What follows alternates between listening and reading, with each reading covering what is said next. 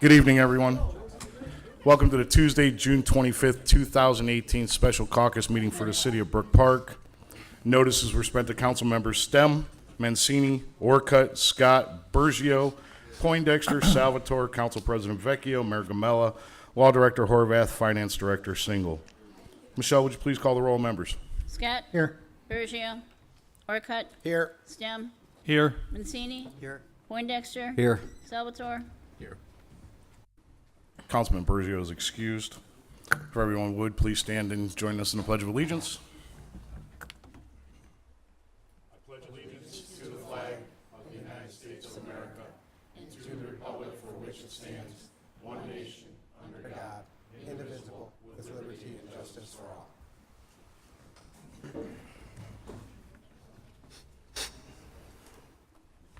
We have two items on tonight's agenda under discussion. The first one, ordinance number 11,027-2018, authorizing the mayor to enter into a contract for the sale of plus or minus 3.303 acres of land located at 16400 and 16500 Brook Park Road. Permanent parcel numbers 344-30008 and 344-30-009, declaring an emergency, introduced by Mayor Gamella and Councilman Mancini. Mr. Chairman, Mr. Salvatore. motion to place back in the Finance Committee. Support. Motion on the floor to place back in the Finance Committee, properly supported. Discussion on the motion. Seeing none, Michelle, please call the roll. Salvatore. Yes. Scott. Yes. Bergio. Oh, sorry. Orcutt. Yes. Stem. Yes. Mancini. Yes. Poindexter. Yes. Motion to place back in the Finance Committee is approved. Item number 2, an ordinance authorizing the mayor to enter into a contract for the sale of plus or minus 3.303 acres of land located at 16400 and 16500 Brook Park Road, permanent parcel numbers 344-30-008 and 344-30-009, and declaring an emergency, introduced by Mayor Gamella and Councilman Mancini. Mr. Scott. Yes, through the chair to the law director. How did we get to this point today? Can you please let me know how this all transpired? Through the chair to Councilman Scott. I haven't had an opportunity to give council a written report, but your request certainly is well taken, because now I can give you an oral one and I won't have to write anything. So that certainly is very good. Obviously, this all began back on June 19th when we had our council meeting, and council in its discussions was interested in making sure, with regard to this particular real estate transaction, we had certain provisions to protect the city. They were looking at the inclusion of a right of refusal and also a performance clause to be added to that.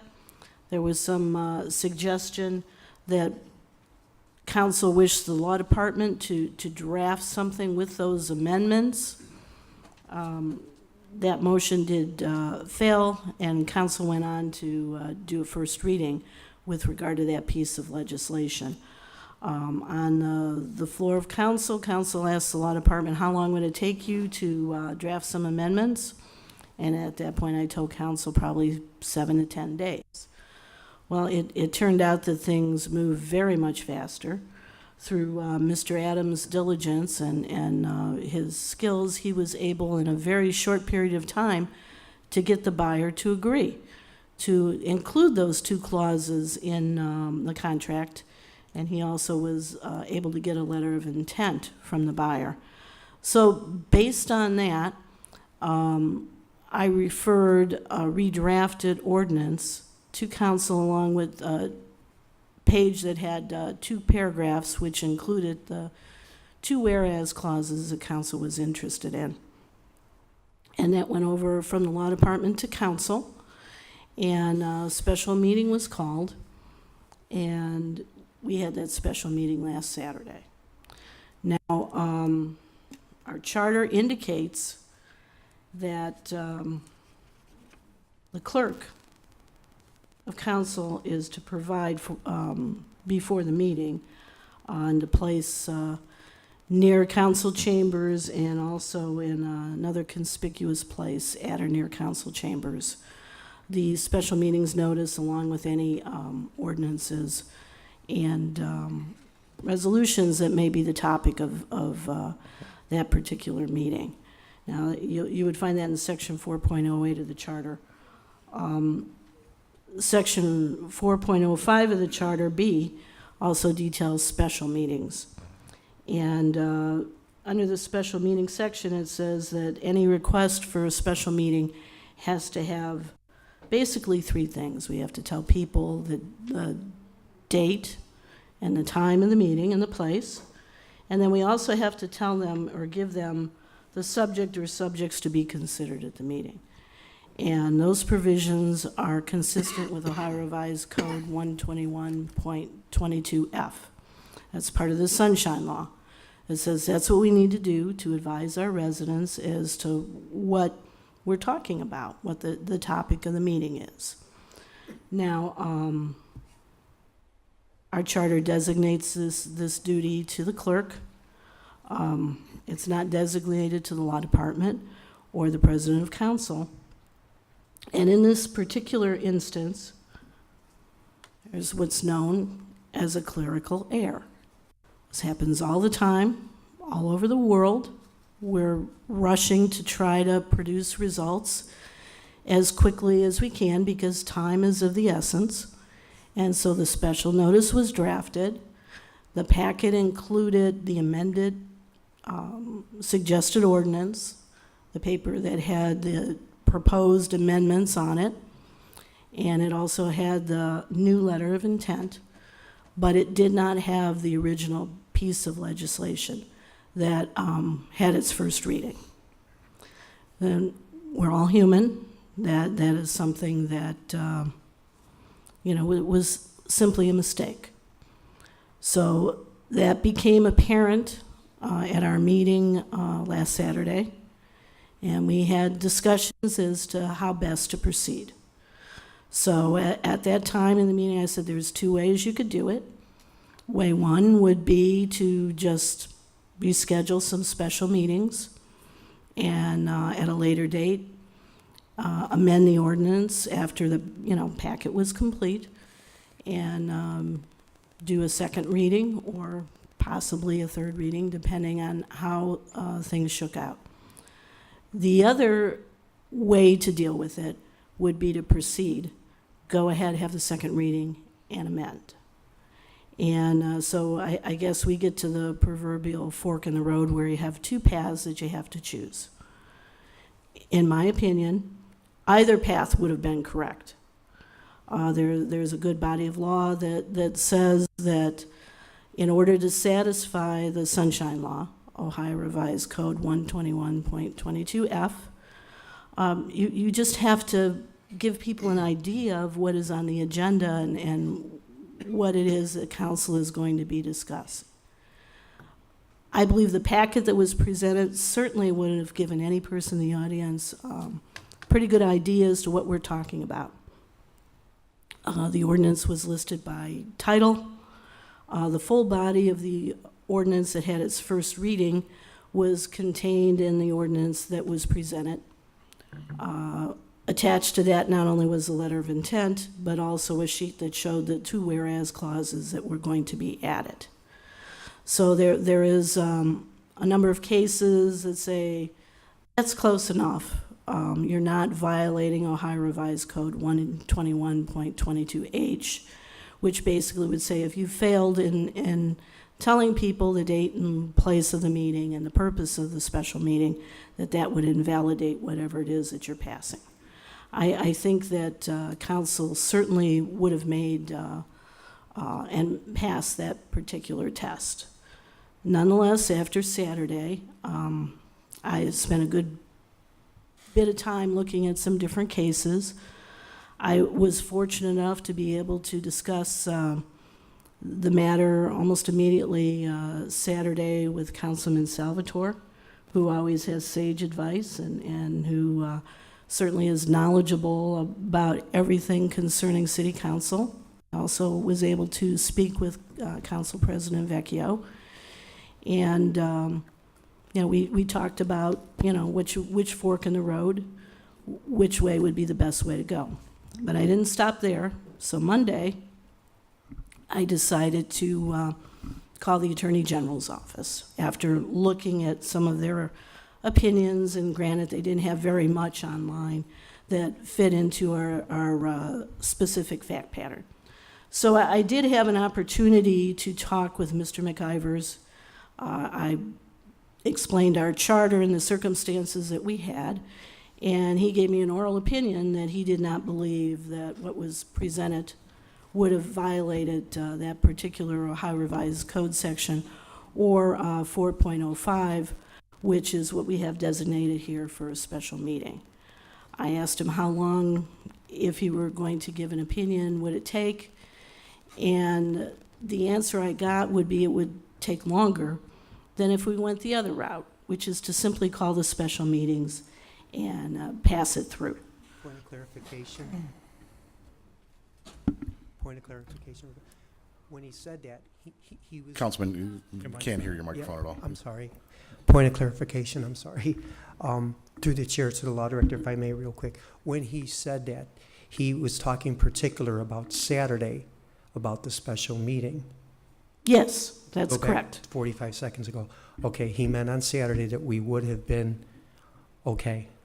Yes, it was explained to him what was contained in the packet that's placed at the door. His opinion based on the contents of the packet is certainly anyone coming in would obviously understand that the purpose of the meeting was to talk about the sale of these parcels of real estate. Clearly you would be able to see from the packet that there were amendments that were proposed. And based on that, he felt that, yes, it was certainly would be sufficient to comply with the Sunshine Law, Okay. which basically fit in with the case law that I saw. However, if I were to get an opinion from him and send him all of this stuff and let him write it and so forth, it probably would take longer than if you just did the special meetings as you are planning. And of course, we have time is of the essence. We have a buyer who has agreed to everything that the city at this point has asked him with regard to the performance clause and the right of first refusal. So as I said, we have two ways that we can go.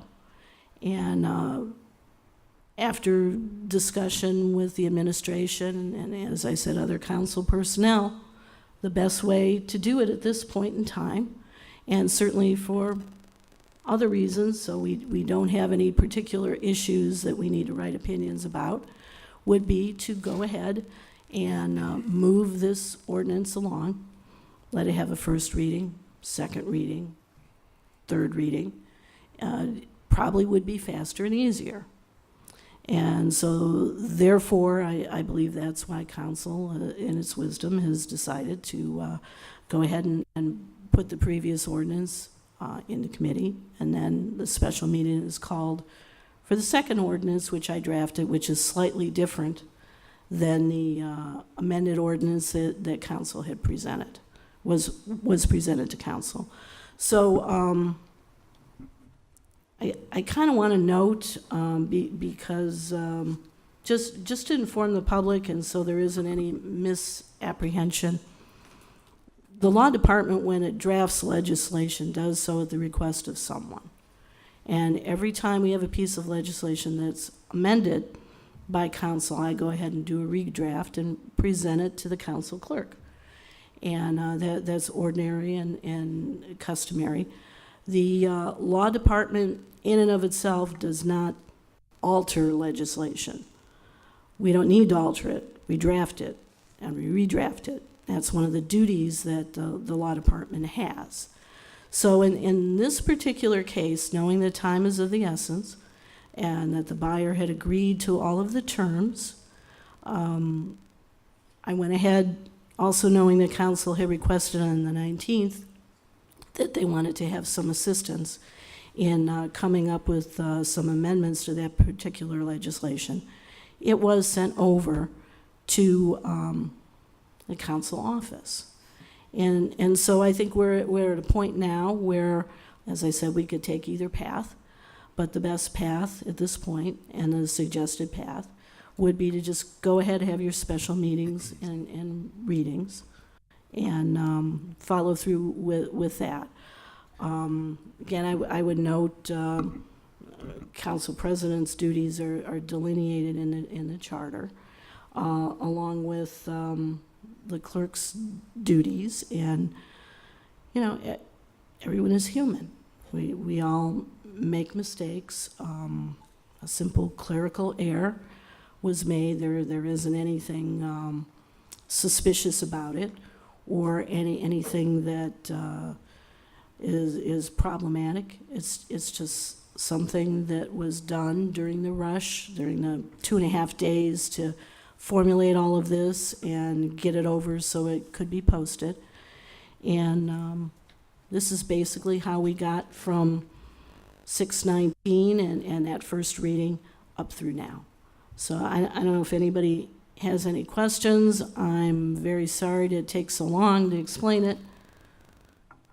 Carol, I have a question for you. Sure. So, obviously, to rehash this a little bit, there was no alterations to the original document aside from the amendments. So nothing was, in this case, an altered document per se, along with the fact of human error played into this, plain and simple, with the rush. No fault of anyone, just an oversight.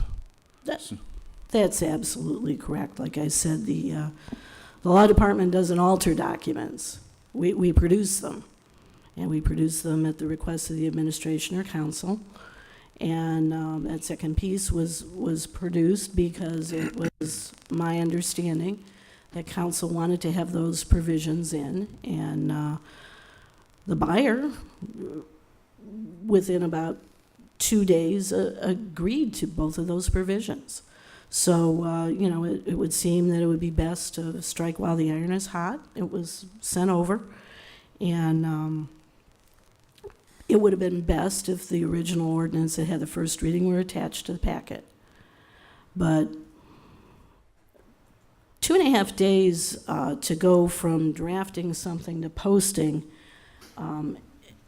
while to the average person may sound like a long time, often isn't, to get all the paperwork right and the copying and getting it sent over, and then giving the clerk an appropriate amount of time to be able to do that. I know a lot of times Michelle will stay over on a Friday, or she'll work in an extra diligent manner and able to get that out. And I know in the past I've asked her, because really and truly she should have everything that she's working on by Thursday. I've had a number of times where I've asked her if she could perhaps wait until Friday, because the law department is trying to get something done and can't always get it done in the 2 days between a Tuesday meeting to the time where something would need to be obtained by council so that there could be a posting on a Thursday. Well, I, for one, will say, I understand the human error portion of it, and I hold harmless on this. It's a mistake. And in human nature, we all make mistakes and we all learn from them. And that's the way this is. Mr. Salvatore? Thank you, Mr. Chairman. I just want to add that tonight we're not really voting on the actual contract. We're voting on a procedural change to clean up the legislation method of which it's going to be passed, and I think that's important. I think the two clauses that were added, one obviously is a safety valve, the other is a safety net.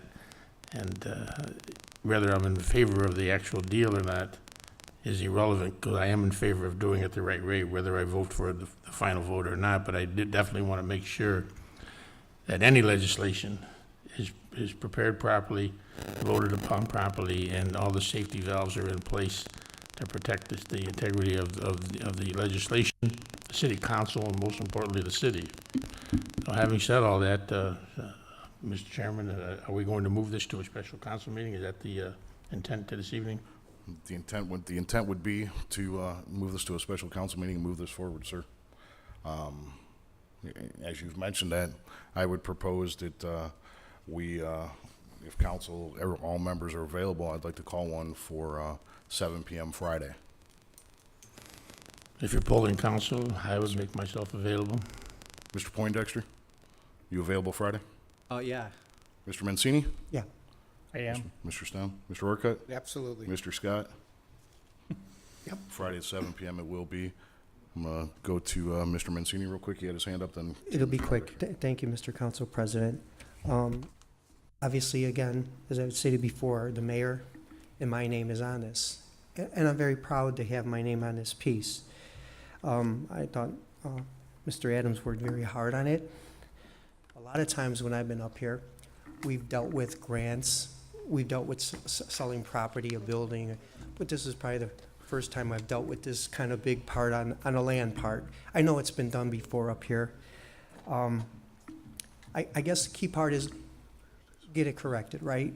We got it corrected. Are we ready to proceed? Are we ready to move on? My name being on there, I say let's move on.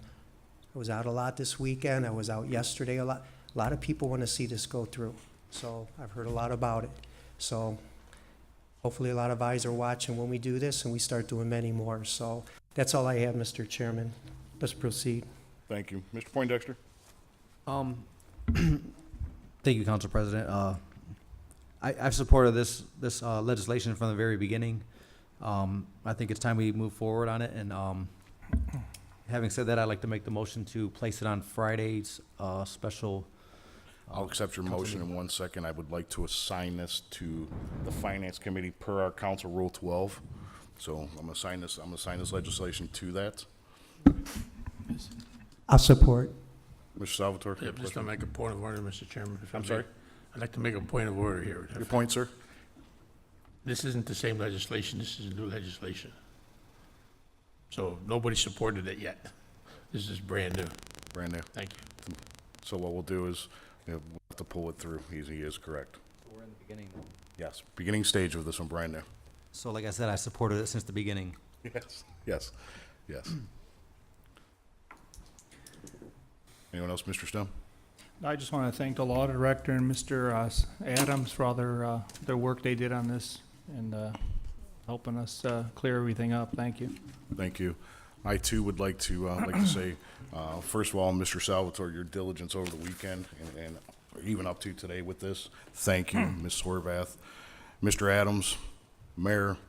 You know, everybody's worked tirelessly. You know, obviously it's for the betterment of the city and the best interest moving forward. Obviously having the city's best interest for the future is what was done here, and I personally thank each of you. Madam Law Director. Thank you very much, Council President.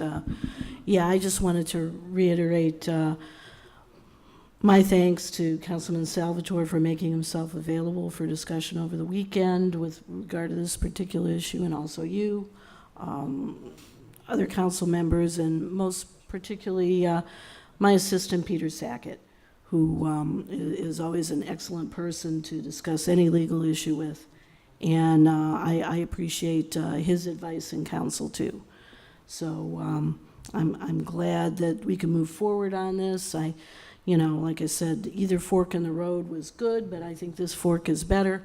And I want to thank all who helped me formulate that decision. Thank you. Mr. Salvatore, you got something? Yeah, I just want to say, you're very welcome, and I'll always make myself available for any time you need me for any help. Thank you. Mr. Scott. Yes, as the Finance Committee Chairman, I'd like to make a request to pull this out of committee for Friday, 7 For the o'clock. 7 p.m. Friday. Noted, and will be on the agenda for Friday, 7 p.m. Thank you. So then Any further I discussion? rescind my motion then. I'm sorry? I rescind my motion then.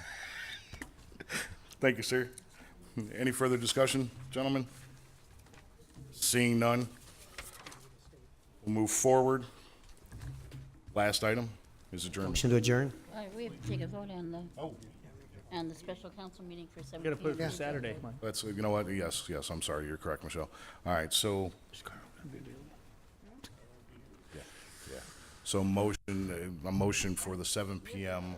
council meeting on Friday has been set. Need a second. Second. Seconded by Mr. Mancini, set by Mr. Scott. Discussion. Seeing none, Michelle, please call the roll.